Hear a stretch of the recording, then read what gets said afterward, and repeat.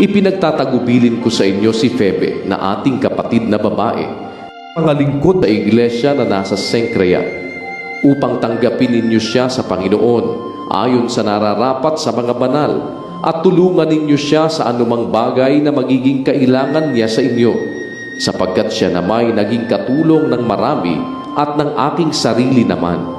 Batiin ninyo si Prisca at si Aquila na aking mga kamanggagawa kay Kristo Jesus, na ipinain ang kanilang mga leeg dahil sa aking buhay, na sa kanila'y hindi lamang ako ang nagpapasalamat, kundi naman ang lahat ng mga iglesia ng mga Hentil. At batiin ninyo ang iglesia na nasa kanilang bahay.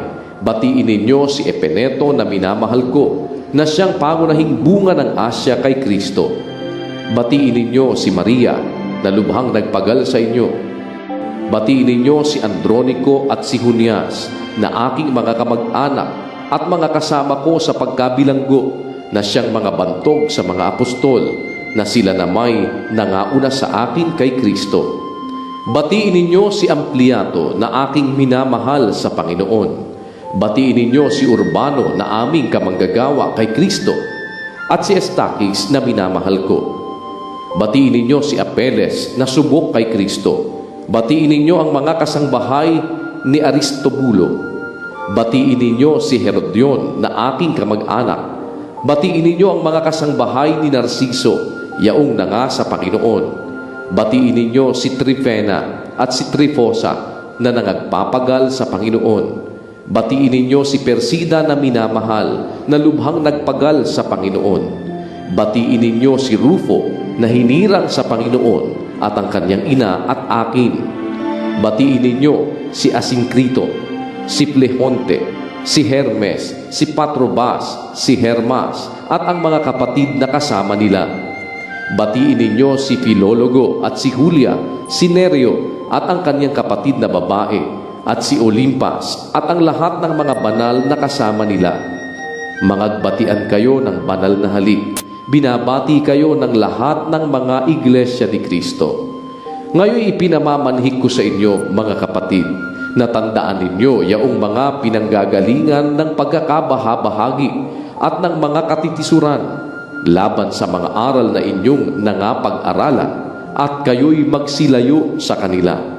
Sapagkat ang mga gayon ay hindi nagsisipaglingkod sa Kristong Panginoon, kundi sa kanilang sariling tiyan, at sa pamamagitan ng kanilang mabuting pananalita at maiinam na mga talumpati ay dinadaya ang mga puso ng mga walang malay, sapagkat ang inyong pagtalima ay naging bantog sa lahat ng mga tao.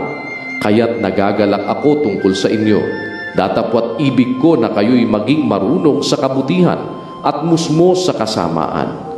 At si Satanas ay dudurugin ng Diyos ng kapayapaan sa madaling panahon sa ilalim ng inyong mga paa.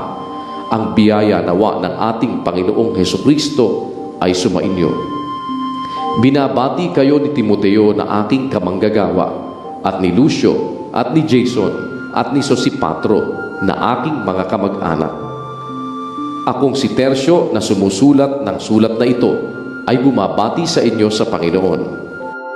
Binabati kayo ni Gayo na pinanunuluyanan ko, at ng buong iglesia. Binabati kayo ni Erasto na ingat yaman ng bayan, at ng kapatid na si Cuarto. Ang biyaya ng ating Panginoong Hesukristo ay sumainyong lahat. Siya nawa. At ngayon, sa Kanya na makapangyarihan na sa inyo'y makapagpapatibay ayon sa aking ebanghelyo at sa pangangaral ni Hesukristo, ayon sa pahayag ng hiwaga na natago sa katahimikan ng panahong walang hanggan.